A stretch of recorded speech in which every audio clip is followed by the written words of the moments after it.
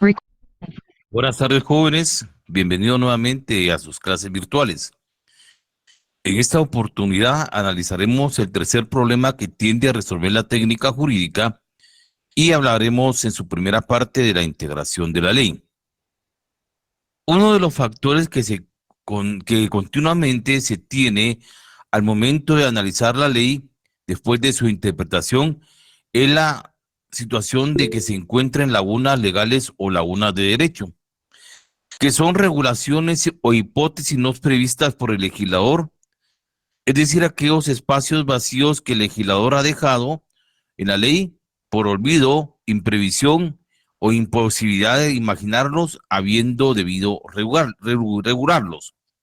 Ese es un problema muy común en técnica jurídica que por una deficiente técnica legislativa por parte del creador de la ley tiene al momento de regular conductas individuales o colectivas dentro de la norma jurídica.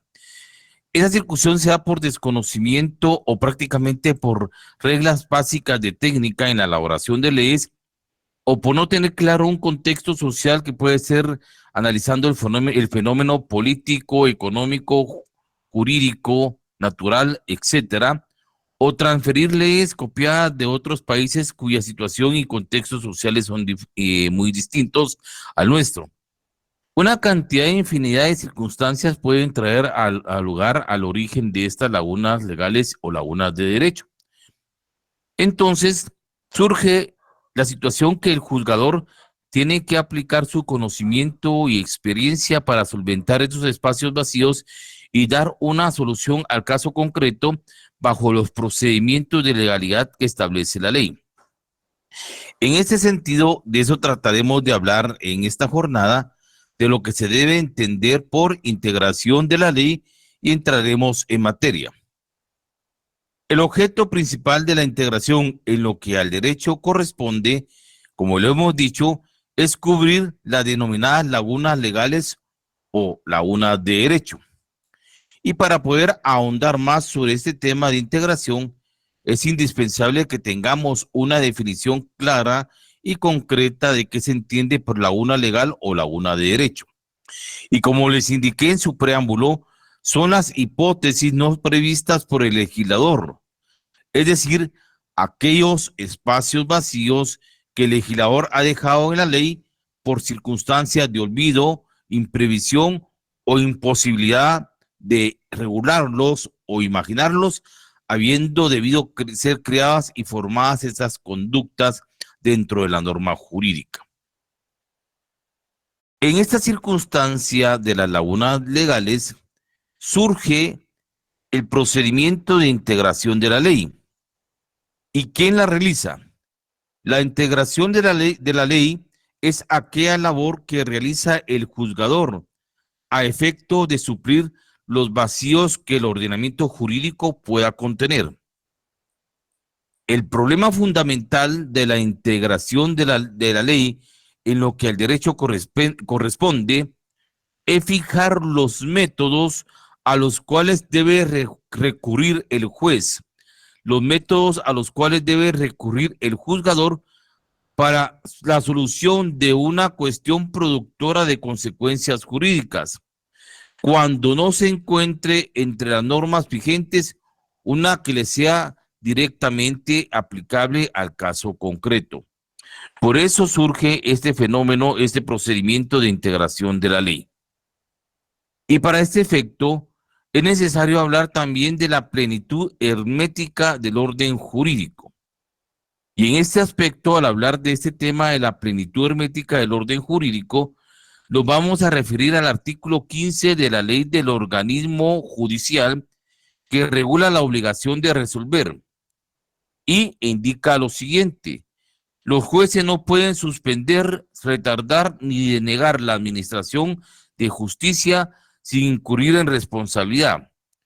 En los casos de falta, oscuridad y ambigüedad o insuficiencia de la ley, resolverán de acuerdo con las reglas establecidas en el artículo 10 de la ley del organismo judicial y luego pondrán el asunto a conocimiento de la Corte Suprema de Justicia a efecto de que si en el caso ejercite su iniciativa de ley.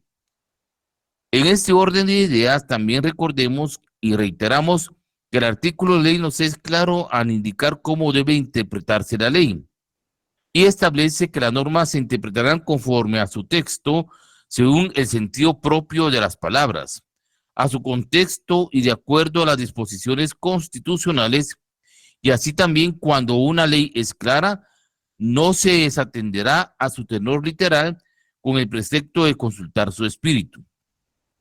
También establece el artículo 10 que el conjunto de una ley servirá para ilustrar el contenido de cada una de sus partes, pero los pasajes de la misma se podrán aclarar atendiendo al orden siguiente. A la finalidad y espíritu de la misma. B, a la historia fidedigna de su institución. C, a las disposiciones de otras leyes sobre casos o situaciones análogas. Y D, al modo que parezca más conforme a la equidad y a los principios generales del derecho. Sí, Eric Santos, ¿en qué le puedo servir? Eric, bien, sigamos. Como vemos, esta circunstancia de la plenitud hermética del ordenamiento jurídico nos establece que los jueces tienen obligación de resolver y administrar justicia conforme a la ley, lo que nos orienta lógicamente a establecer procedimientos y métodos de interpretación e integración de la ley cuando existan estas lagunas legales y estas lagunas de derecho.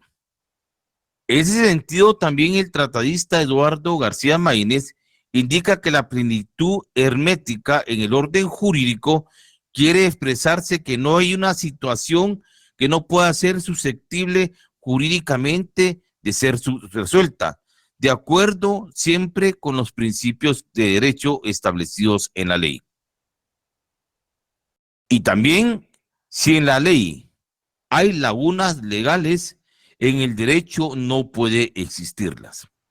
Dentro de las funciones que tiene el juzgador, al momento de ejercitar y resolver un caso concreto puesto a su conocimiento, deberá tomar en cuenta, además de la apreciación valorativa, de la pretensión procesal, los mecanismos de prueba y los procedimientos que tenga sobre su experiencia, la aplicación de la lógica razonada y, lógicamente, el conocimiento expreso de la ley, de aplicar el derecho a casos concretos, tomando como referencia los valores que tiende a realizar el derecho en su protección, garantizando en sus resoluciones el bien común, la seguridad jurídica y la justicia.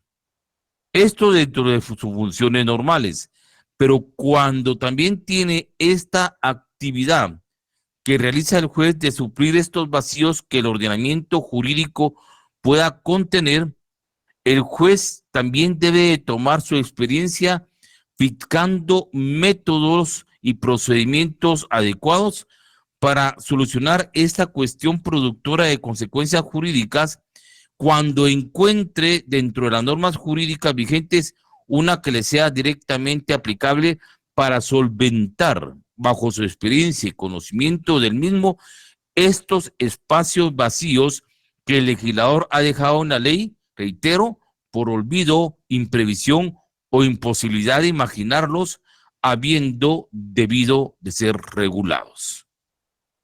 Ya entrando con esta exposición de la integración de la ley, ¿por qué surge?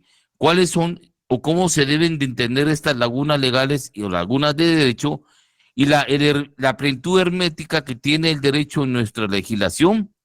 Entremos a analizar las formas en las cuales se pueden producir estas lagunas legales o lagunas de derecho. Y en este sentido existen 4 tipos de lagunas legales. La primera es por falta de ley. La segunda se denomina por ley en blanco. La tercera laguna de derecho es por insuficiencia de la ley. Y la cuarta laguna legal es por ley injusta. Cada una de estas serán analizadas a continuación. ¿Cuándo existe laguna por falta de ley? Como su nombre lo indica, se da cuando en un caso concreto no existe ley que sea particularmente aplicable al caso determinado. Quiere decir que cuando hay falta de ley, no existe norma jurídica que pueda ser aplicable a un caso determinado por no estar regulado en la ley. Un ejemplo que podemos traer a colación de falta de ley es en materia penal. Actualmente, en lo que se refiere al delito de acoso sexual, no se encuentra tipificado en nuestro ordenamiento jurídico penal, es decir, en el Código Penal. Recuerden que únicamente pueden ser sancionados por comisión de hechos delictivos todas aquellas figuras delictivas que se encuentren regulados en nuestro Código Penal. Si no se encuentra regulada esta figura delictiva, no es constitutiva de delito. En este aspecto de ideas, hasta el día de hoy reitero, el acoso sexual no está regulado penalmente en nuestro ordenamiento jurídico. Pero ¿qué puede hacer el juez cuando tiene el conocimiento de una denuncia de este tipo de índole por acoso sexual? Al hacer una integración de la ley, tendrá que hacer una interpretación de carácter analógica. Y como el acoso sexual lleva comúnmente una violencia psicológica contra el honor o la dignidad de la mujer a principio, el juez puede encuadrar esta figura ilícita a través de la ley de femicidio, en donde está regulado el delito de violencia psicológica contra la mujer.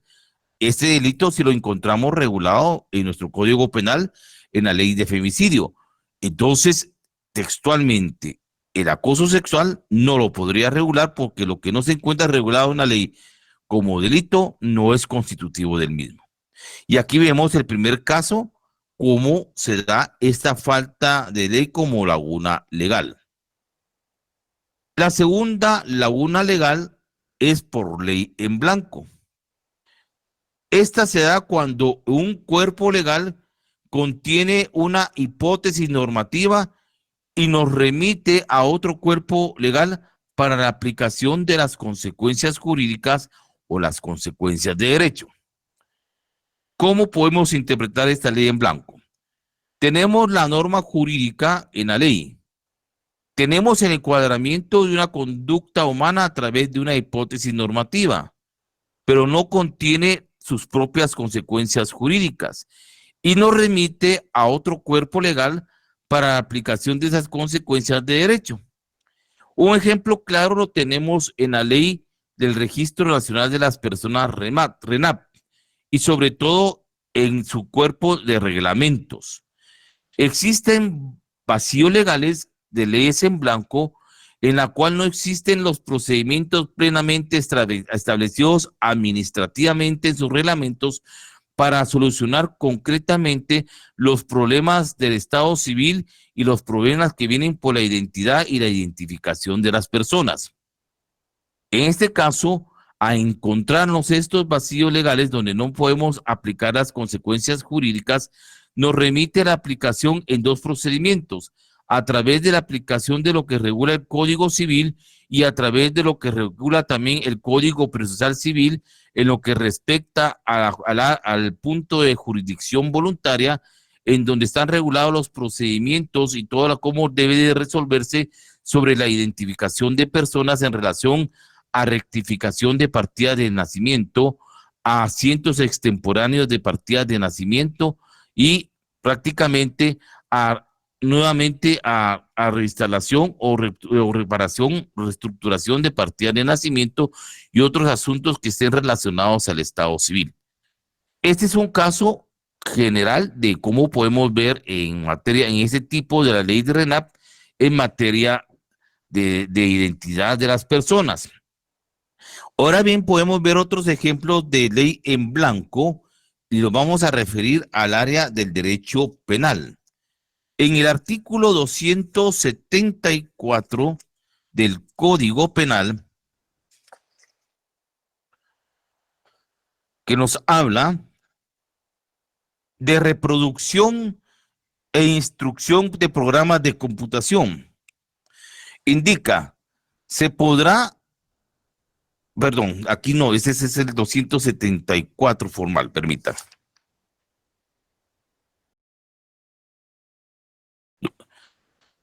$274, ya lo tengo. Violación al derecho de autor y derechos conexos. Los casos contemplados expresamente en leyes y tratados sobre la materia de la República de Guatemala, sea parte, serán sancionados con prisión de 1 a 6 años, una multa de 50,000 a 750,000 quetzales que realiza cualquiera de los actos siguientes. Enumera los actos siguientes. Pero esta en su literal, el 274 en su literal se dice que la reproducción de una obra, interpretación o ejecución, fonograma o difusión sin la autorización del autor o titular del derecho correspondiente.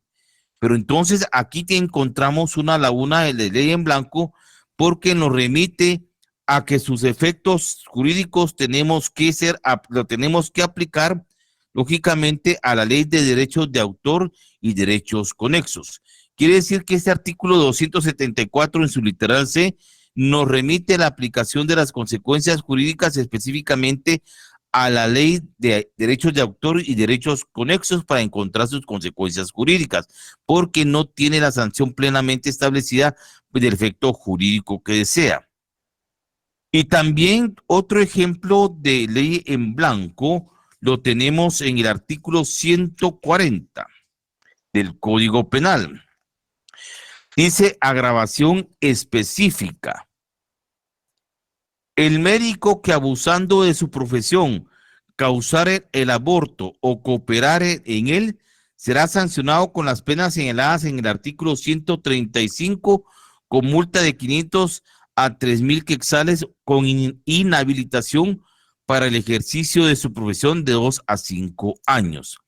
Vemos que el artículo 144, que habla de la agravación específica sobre abusos de médicos en su profesión en relación al aborto, no especifica las consecuencias jurídicas porque no remite el artículo 135, donde está el aborto con o sin consentimiento y las formas en las cuales se puede producir el aborto. Aquí tenemos varios ejemplos de ley en blanco, que encontramos la hipótesis normativa regulada en la norma jurídica, pero nos remite a otra norma jurídica para la aplicación efectiva de sus consecuencias jurídicas y sus consecuencias de derecho. La tercera laguna de derecho es por insuficiencia de la ley. Cuando una norma jurídica que es aplicable a un caso dado resulta insuficiente para resolver un caso concreto, aquí la norma jurídica no puede producir sus propios efectos jurídicos, sus propias consecuencias jurídicas. ¿Por qué motivo? Porque la ley, la norma jurídica es insuficiente para aplicar una consecuencia jurídica determinada a un caso concreto. En este aspecto, cuando encontramos normas que su contenido y su consecuencia jurídica es insuficiente para resolver casos concretos, el ejemplo lo tenemos en el artículo 15 del Código de Trabajo, que indica que los casos no previstos en el Código de Trabajo deben resolverse en primer término de acuerdo con los principios rectores del derecho del trabajo. En segundo lugar, de acuerdo a la equidad, la costumbre o usos locales en armonía con estos principios. Y por último, también nos indica que podemos resolverlos con los principios y leyes que establece el derecho común. Estos principios y leyes del derecho común son los principios y leyes y normas reguladas en el Código Civil. Ahí encontramos la solución cuando la norma jurídica y la ley es insuficiente en la ley como laguna legal. Y la cuarta laguna legal o de derecho se denomina ley injusta. ¿Cuándo existe una ley injusta? Si la norma formulada indica el texto para normar una situación jurídica es injusta, existe entonces una omisión de regulación en la esencia de la ley y no es coincidente al principio de justicia. Cuando la norma jurídica y la ley se aparta del principio de justicia, existe una ley injusta, existe una laguna legal o una laguna de derecho porque se aparta en su espíritu de su función primordial por la cual fue creada en la ley. Un ejemplo de leyes injustas son las contenidas en las leyes tributarias en Guatemala. Y lógicamente, al hablar de leyes tributarias, estamos hablando de la imposición de tributos.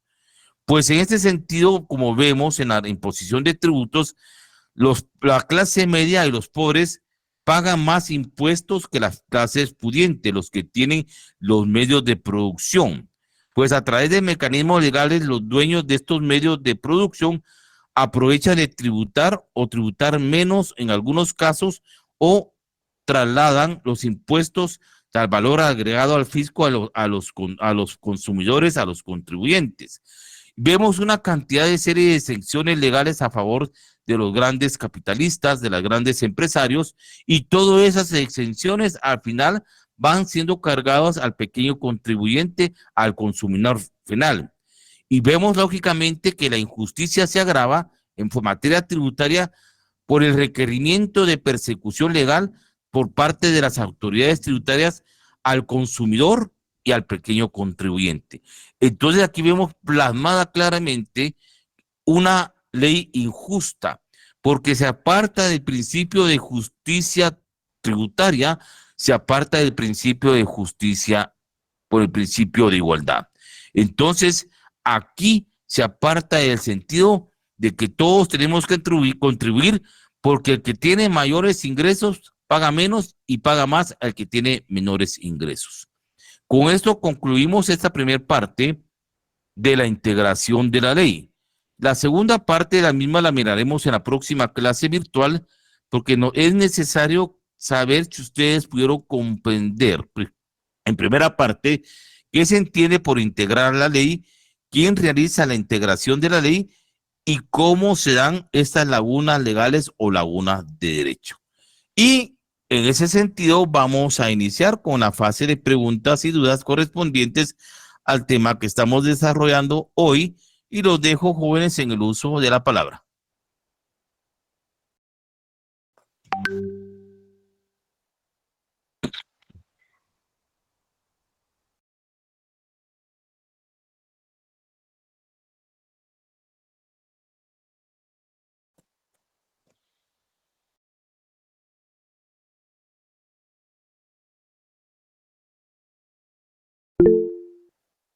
Eric Santos, buenas tardes.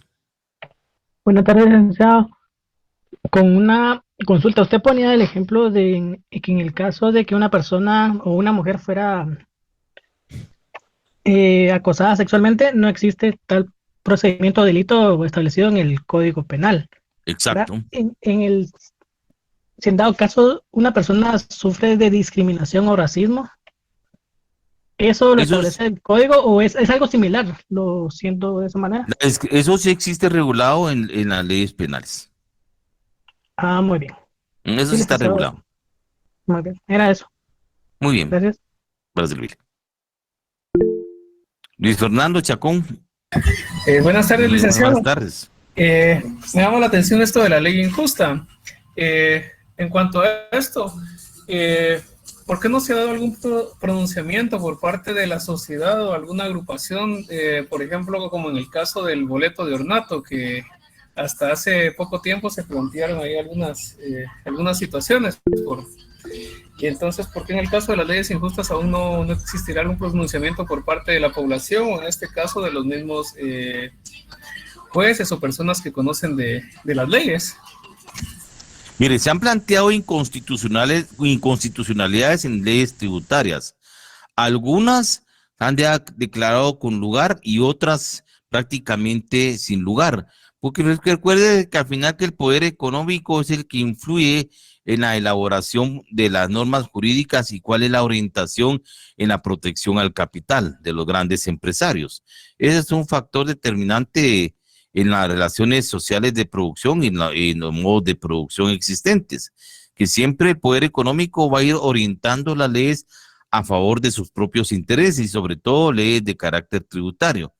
Entonces, esto tiene una situación de una relación, lógicamente, incluso que incluye a los propios administradores de justicia, porque en la forma en que se eligen magistrados y cortes en Guatemala, lógicamente, en mucho tiempo se han apartado a escoger profesionales que eminentemente tengan un pensamiento jurídico independiente, y más bien se escogen a las autoridades que administran justicia por intereses políticos. ¿Por qué defendiendo estas circunstancias de evitar esa persecución legal a los grandes, en materia tributaria, a los grandes contribuyentes que tienen muchos beneficios y muchas exenciones al respecto? Entonces es parte de la estructura social de cómo está estructurado el sistema capitalista en Guatemala. Y mientras estas estructuras no cambien, estas injusticias de tributarias van a permanecer, porque usted podrá plantear, impugnar, pero no todas llegan a un feliz término. Más bien, algunas leyes que se han creado en beneficio de la protección del consumidor han sido rechazadas al final por las Cortes de Constitucionalidad. Gracias, licenciado. Para servirle. Luis Fernando Ordón y Anderson Eduardo, en su orden. Buenas tardes, Lic.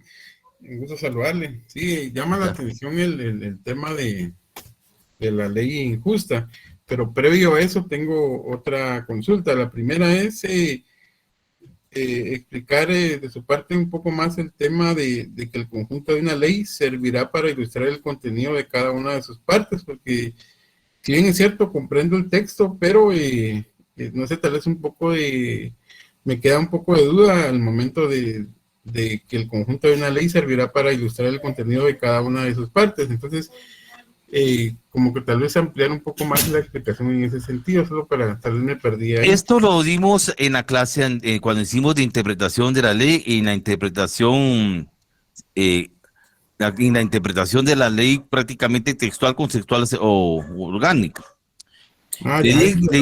A eso se refiere. Cuando hacemos una interpretación de la ley, en su texto, miramos el nombre de la ley.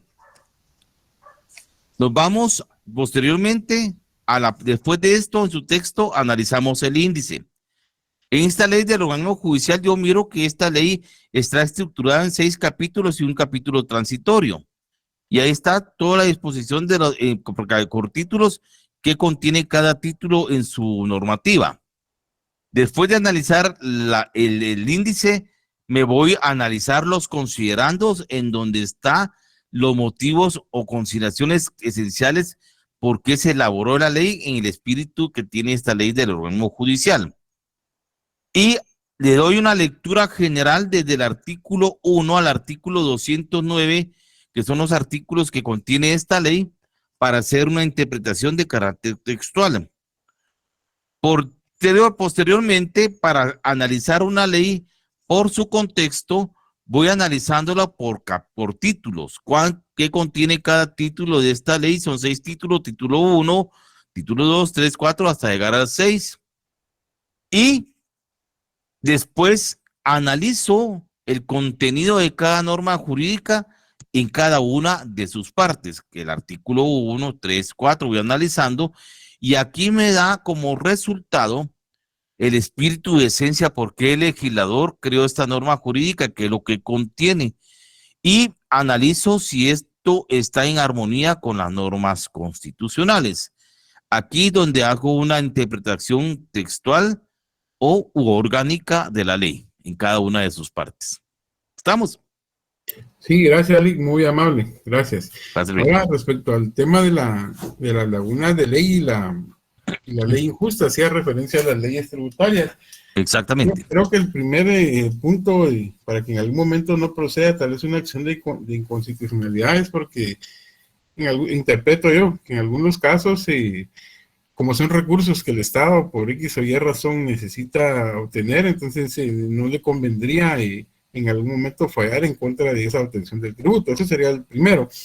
Lo otro es que independientemente de cómo se haya legislado una norma tributaria, hay un tema específico, que ese lo vi en un curso de política fiscal relacionado con la incidencia legal y la incidencia real del impuesto. Entonces, en el tema de la incidencia legal, por ejemplo, se estructura la norma de acuerdo al 239 de la Constitución, donde están las bases de recaudación, pero esa incidencia legal dice quién es el sujeto activo, que es el Estado, el sujeto pasivo y todo lo que corresponde. Pero en cuanto a la incidencia real en la práctica, como usted lo comentaba, de las élites o los grandes empresarios, al momento de que hay un incremento en una tasa impositiva de determinado impuesto, poniendo de ejemplo el IVA, por ejemplo, ellos se podrían argumentar que no es oportuno que haya un incremento de los tributos. Sin embargo, cuando se da este incremento de los tributos, como usted bien lo indicaba, el consumidor final es el que termina absorbiendo esa parte. Porque viene el empresario y tiene dos situaciones a nivel de política fiscal o cómo se interpreta.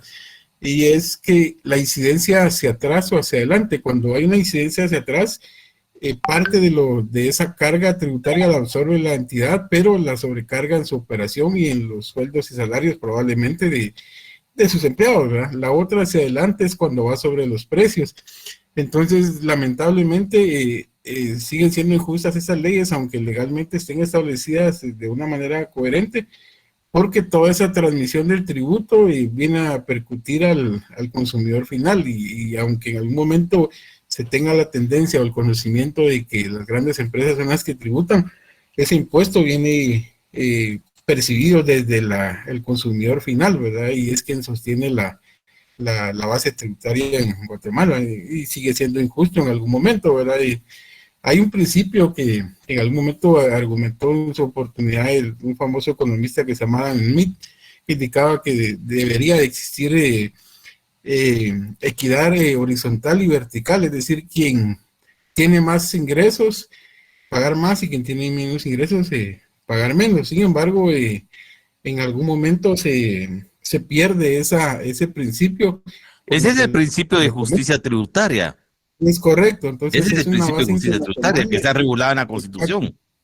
Es correcto, entonces esa base nace de un principio internacional como que es de Adam Smith, donde hace referencia a esa equidad vertical y horizontal, y se materializa en el principio de equidad y justicia tributaria. Exactamente, ¿verdad? Así es. Gracias. Bien, y recuerdes, abonado, existe también por las exenciones y las exoneraciones fiscales a los grandes empresarios, circunstancias que al pequeño contribuyente y al consumidor nunca los tienen, va a tener esas exenciones.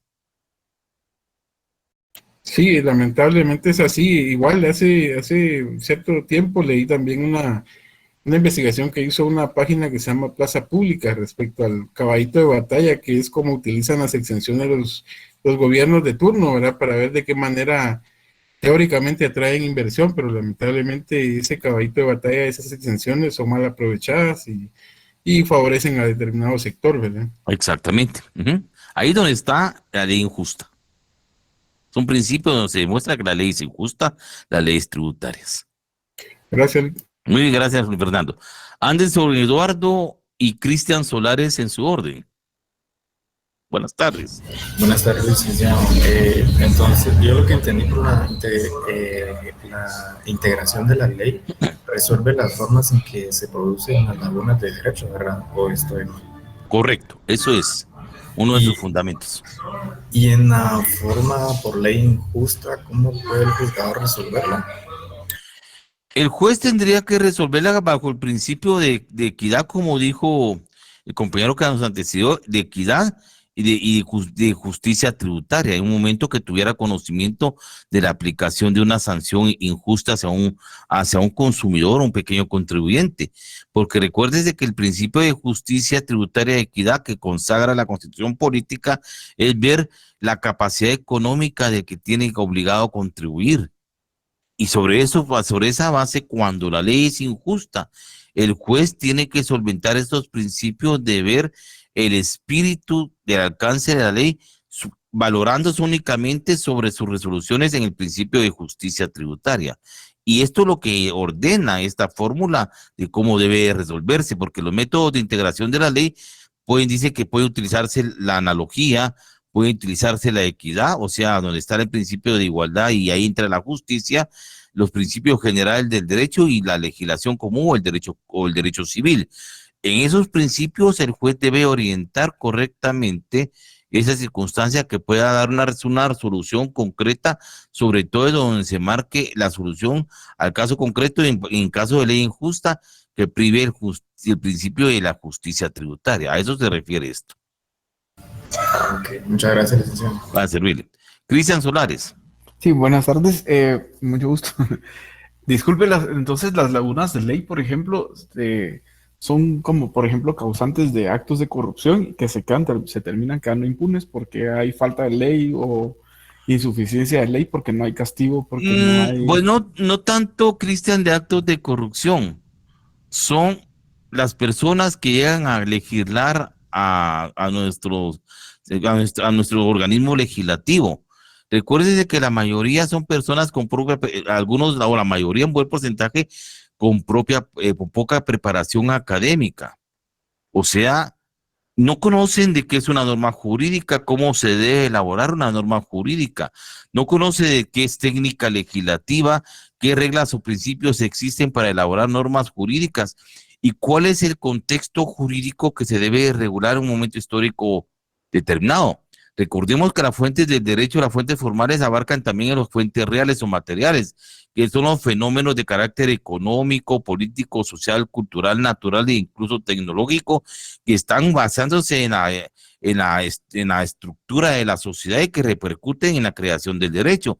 Entonces, estos fenómenos en tiempo y espacio es lo que debe regular la conducta el legislador en una época de lugar determinado, pero con base al contexto de la sociedad que está regulando. Y si a esto le aunamos que no tienen preparación académica, no tienen instrucciones y no tienen las personas, los asesores adecuados, todavía se dan el lujo de copiar leyes de otros países e incorporarlas a nuestras legislaciones como creación de ellos. Recuérdense que los contextos sociales en cada país, en cada región cambian de un lugar a otro, por el avance económico que tengan las sociedades o por la propia idiosincrasia de las sociedades en las cuales se regulan. ¿Y cómo voy a traer una ley, por ejemplo, una ley que es de Argentina, que es de Chile, que están más avanzados, o una ley de España o de Europa, aplicarla a Guatemala cuando los contextos sociales son muy diferentes? Entonces, lógicamente, estas leyes van a producir consecuencias jurídicas nefastas en su aplicación y algunas veces van a producir lagunas legales, porque los contextos no están creados a nuestra realidad social.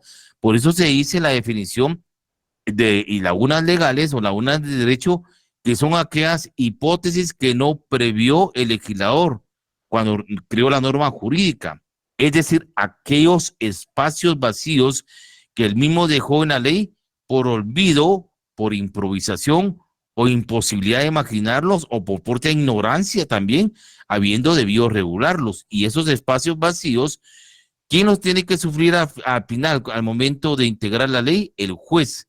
El juez será una labor que realiza el juzgador para suplir los vacíos que el ordenamiento jurídico pueda contener, utilizando métodos, dice, a los cuales del juzgador solucionar una cuestión productora de consecuencias jurídicas o consecuencias de derecho. Cuando no encuentra una solución en una norma jurídica, buscarlo en una norma jurídica de otro texto que sea aplicable al caso concreto. O sea, tiene que sufrir esos baches como si estuviéramos en las calles y en las carreteras de Guatemala, que son baches legales, en pocas palabras. Pero el juez tiene que administrar justicia y dar solución a un caso concreto puesto a su conocimiento. Por eso surge este problema de la integración de la ley por las lagunas legales o lagunas de derecho. Sí, gracias, muy amable, sí, le comprendí, Rey. Gracias. Pero no es por lo otro, porque es prácticamente por ignorancia. Y adicionalmente, usted si mira la historia de nuestros congresos, hemos tenido incluso personas analfabetas como diputados. Con eso le digo todo. Sí, ¿no? Y también los intereses públicos, ¿verdad? Los intereses los poderosos, digamos, que Sí, dejan hoyos y también muchos fenómenos, pero sobre todo la incapacidad de elaborar normas correctas para una sociedad determinada. Gracias, sí estamos. Nítido, gracias. Muy bien, José.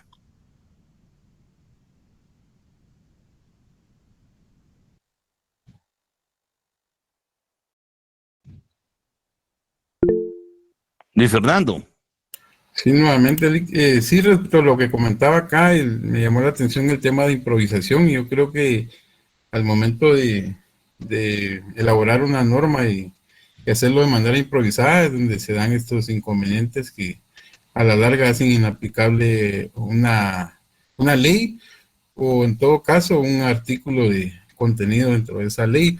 Exacto. Yo hacía referencia la vez anterior a una deficiencia, bueno, pueden haber muchas más, ¿verdad? En la ley nacional de aduanas, que en su oportunidad, cuando se dio la modificación al sistema tributario en el 2012, a través del decreto de 2012, uno de los libros de esa ley de actualización tributaria era la Ley Aduanera Nacional.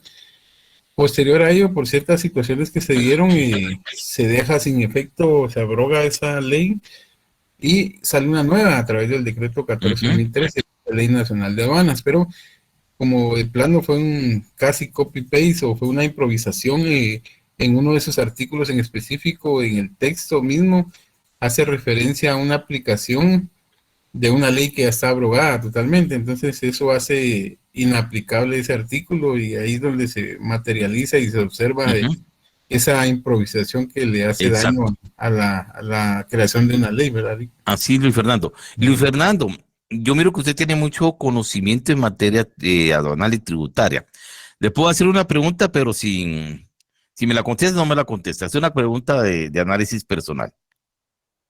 Esta ley, estos impuestos que se cobran de las gasolinas, que cobran un porcentaje para el pago de un porcentaje por galón de gasolina que se consume, que es para carreteras, aparte de agregándole que uno tiene que pagar el impuesto sobre el valor agregado, sobre la compra de estos derivados del petróleo.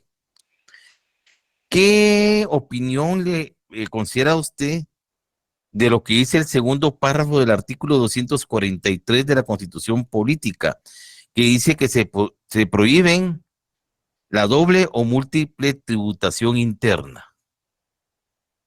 Sí, fíjate que ese ha sido un tema de discusión, e incluso han habido acciones, tengo entendido, a nivel de amparo y de inconstitucionalidad de ley, Claro. en algunas oportunidades, por el tema específico que dice este artículo 243. Este artículo 243 es bien especial porque tiene varios principios en materia tributaria, y dentro de los cuales está que se prohíbe la doble o múltiple tributación. Entonces, al momento de tener a la vista ese objeto de la transacción en la compra de combustibles, y uno ve que se le está cobrando el 12% del impuesto al valor agregado, y todavía, dependiendo el tipo de combustible que uno compre, una carga sobre es un quetzal, creo que es un quetzal por... Es 1.30 de diésel, son 4.60 de regular y 4.70 de súper. Así es. Y en el búnker tiene otro tipo de... Otro porcentaje. El único que está exento en algún momento de esos derivados del petróleo es el gas propano doméstico, ¿verdad? Exacto. Entonces la cuestión es que se ha interpretado, ya sea correctamente o no, a través de la Corte, no tengo ahorita la sentencia, pero que son dos hechos generadores distintos. Entonces, si bien es cierto, tienen una misma base, que sería el valor de la transacción, el hecho generador del impuesto al valor agregado es la venta o transmisión de ese bien inmueble, que es la gasolina, y el hecho generador del combustible es la distribución como tal de derivados del petróleo. Lógicamente, el hecho generador, y se materializa el hecho imponible al momento de la distribución como tal, pero ahí es donde viene una aplicación en algún momento injusta. El impuesto debería de ser para el distribuidor, aquel gran empresario que... Claro, ahí estamos.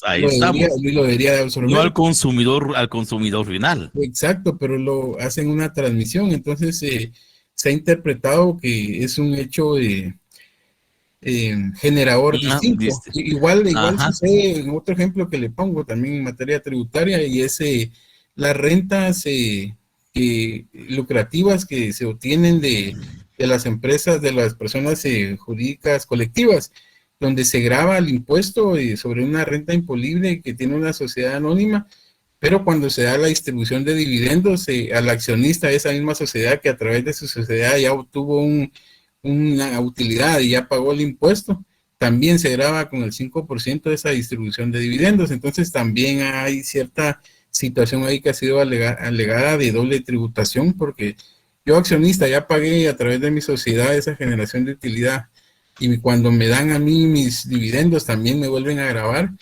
Es un problema que en algún momento pudiera considerarse tributación doble, pero de igual manera viene a indicar que son dos hechos generadores distintos. Entonces la pelea está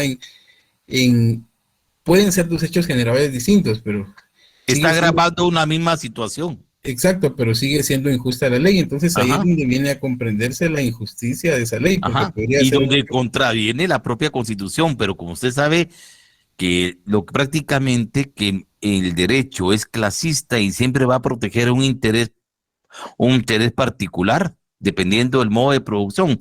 Vamos a los contextos de sistemas. Es aquí donde se mira cómo juegan o interpretan las élites la ley para su favor en momentos históricos determinados, porque el espíritu de la Constitución es clara en su interpretación. Porque el hecho tiene que ser sobre diferentes productos, no sobre un mismo. Pero aquí mira cómo las cortes juegan con el término de las palabras. Pero deja al final su esencia, como usted lo ha dicho y como se analiza, es notoriamente injusta porque es una aplicación injusta de interpretación y de integración de la ley. Sí, así es, lamentablemente. Su naturaleza jurídica sigue siendo injusta, como usted lo dijo. Pero ahí miramos cómo prácticamente los sistemas interpretan la ley en su momento histórico a favor de los intereses de la clase que tiene los medios de producción. Así es la historia de toda nuestra evolución, de nuestras sociedades, siempre va marcada por esas injusticias.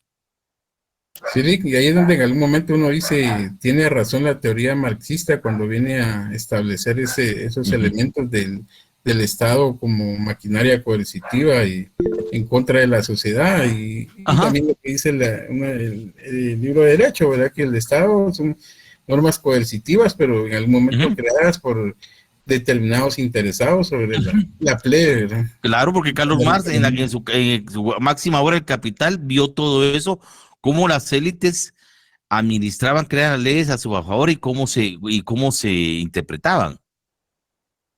Cómo se interpretaban. Todo eso fue provocando ese pensamiento crítico a los ordenamientos de los diferentes modos de producción que han existido. Así es, Lick. Yo creo que Daniel Rodas levantó la mano. Daniel Rodas, así es. Bueno, gracias, Luis Fernando. Daniel Rodas, buenas noches. O buenas tardes, todavía estamos en tardes. Buenas noches, yo estoy aquí de noche. Buenas noches, licenciado. Bueno, ya se oscureció. Bueno, sí. Solo con ese comentario que estaban hablando sobre las leyes injustas. Entonces, con el contexto que ustedes mencionaban, por ejemplo, en países donde, siempre es un tipo de capitalismo, pero el sistema de gobierno es otro. O, por ejemplo, que a veces normalmente los países capitalistas los acusan de dictaduras y toda esa cuestión. Entonces, quizás ahí la aplicación es, en el caso, por ejemplo, como países que producen petróleo, entonces que yo he leído comentarios que ahí es bien barato, son bien baratos los combustibles. Tal vez ahí hayan leyes más justas, en algunas casas comparadas con los de Guatemala. Entonces, pero mi comentario va a, por ejemplo, nosotros así como ahorita estudiantes de Derecho, en un futuro profesionales, entonces como juristas, las acciones nuestras acciones deben de estar encaminadas a velar por el cumplimiento así eficaz de la ley según los intereses de las fuentes de poder, o sea, de las cortes, o velar por la aplicación de una ley justa. Por ejemplo, si alguien aquí del grupo de compañeros algún lado, en un caso fuera legislador, o que estuviera en alguna magistratura, entonces, ¿qué es más correcto? hacer que funcionen las cosas como están previamente establecidas para funcionar y que sigan, por ejemplo, que estas de las injusticias de la ley, que se sigan aplicando tal y como se aplican, o en algún momento abogar porque la justicia, o sea, realmente sea justa en la aplicación de la ley, por ejemplo, lo que ustedes mencionaban en esto del estrato de pequeño contribuyente que tienen las personas. Por ejemplo, yo soy profesor, entonces la mayoría de maestros, profesores graduados de la universidad cuando salen a trabajar, entonces salen y los contratan sobre renglones 029 y tienen que estar tributando a la SAT el 5% de sus ingresos. Y no es gran cosa la que les pagan. Aparte de eso, tienen que estar, tienen que llevar las fechas, tienen que dar libros, tienen que llevar todo el día, si no son multas, multas y multas. Y a veces es bastante los que paran pagando los pobres profesores o maestras que a veces no tienen una formación en materia fiscal. Entonces se va aprendiendo a cuentazos, que a veces alguien se queda atrasado un año, ¿va? Y no hay justificación, tiene que pagar. Entonces, la pregunta es esta, licenciado, o sea, el funcionamiento de un actor de derecho tiene que estar, para que funcione el sistema tal o como estaba, en determinado momento desarrollar la conciencia crítica y velar porque desde el punto donde esté, que la aplicación de la ley sea más justa. Por el segundo punto, una conciencia crítica y velar porque la aplicación de la ley y el derecho sea más justo y equitativa para todos. Eso es lo que Gracias. se tiene que hacer. Pero recuerden de que también hay un mural, ustedes no han visto, bueno, tal vez porque está cerrada, cuando a muchos no han entrado a la universidad porque está cerrada, pero miren los murales que están en la universidad y sobre todo en la Plaza Rogelia Cruz. Hay un mural donde dice que uno, cuando entra a la universidad, entra como incendiario y cuando sale, termina prácticamente como bombero apagando el incendio que uno ocasionó. Y otro mural que dice, estudiante, me considero, pienso que cuando te gradúes te vas a convertir en un explotador. Porque tenemos un pensamiento crítico, pero muchas veces cuando salimos, prácticamente nos absorbe prácticamente el sistema y trabajamos a favor de ese sistema que en aquella época combatimos. Son pensamientos, te caracterizan en explotador, dice Fernando, correcto. Eso es el Licenciado, pensamiento. con eso Sí, es que Daniel. fíjate que justamente con eso, cuando se miran esos temas, entonces como que lleva a desarrollarse realmente conciencia crítica. Pero entre el pensar y el actuar es un espacio muy grande el que existe, porque por ejemplo, cuando uno lleva un ideal, una idealización, cuando uno se forma, entonces ya cuando uno llega, por ejemplo, al campo laboral, las cosas funcionan totalmente diferente. Y si una persona si uno quiere mantenerse actuando según lo que en su conciencia crítica es correcto hacer, entonces o resulta excluido o tiene que salir. Entonces, para mantener sus principios según lo que por la naturaleza lógica y razonable son, entonces prácticamente tendríamos que mantener siempre ese espíritu de lucha constante, pero eso nos va, hasta determinado momento, nos va a traer un perjuicio en materia económica, en materia participativa, porque generalmente cuando hay personas así, lo que procuran lo ya organizado de la sociedad es aislarlo. Entonces, por eso es que el actuar, lo que mencionaban, o sea, si uno tal vez llega, como lo que usted dice, llega como a hacer el incendio, ¿va? Pero después como que a muchas personas se ven forzadas a eso, lo que usted dice, a convertirse en bomberos para ir viendo cómo se encaminan y prácticamente atentar contra los mismos principios internos de la persona. Pero nunca perder sobre todo los principios y valores y esa conciencia social, porque algunos se convierten en chacales de la propia sociedad. Eso es lo más triste. Sí, Bien. ¿Alguien más que tenga alguna duda en relación al tema de esta jornada, jóvenes? Ángel Gaudencio, Estrada Ábalos y Eric Santos. Buenas noches, Lick. Buenas noches a todos. Para ampliar un poquito más sobre el asunto de la doble o múltiple tributación, Lick, aparte del impuesto de petróleo, también se considera, ¿vale? Que nosotros como CPA consideramos de que aparte del IDP, también está el impuesto al cemento, impuesto de bebidas. la famosa ley de herencia, legados y donaciones. Claro. Hay un sinfín Es una serie de leyes injustas que están ahí y que definitivamente al final la persona, el mayor conglomerado social es el que tiene que pagar esos tributos. Eso siempre es así. Es cierto, Ángel Gaudencio. O sea, de ejemplos hay bastantes. Así es.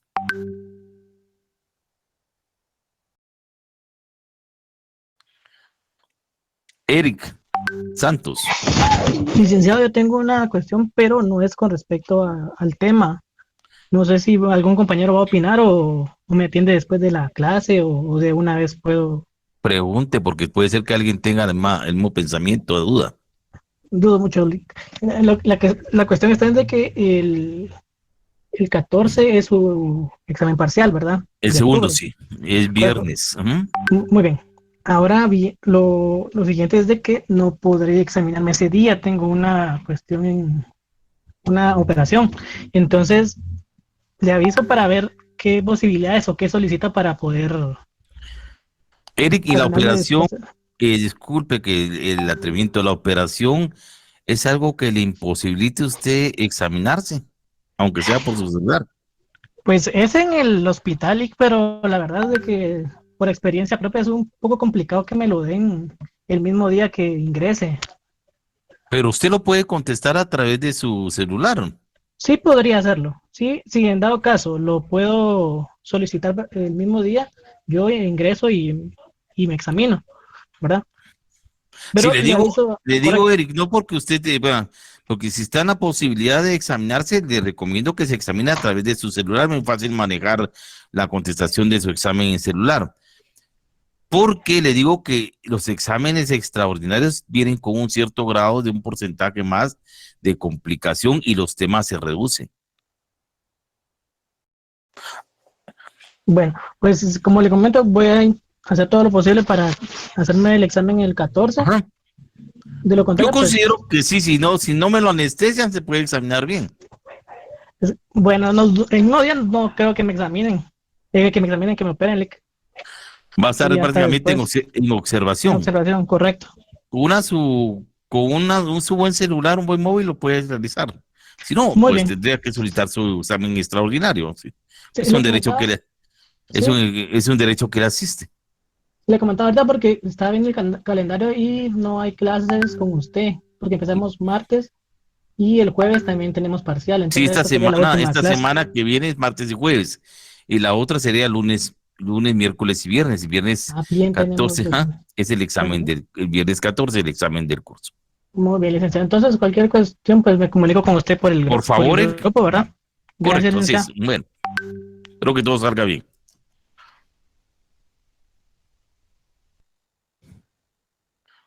¿Alguien más que desee preguntar, jóvenes, o consideran que está agotado el tema de esta jornada?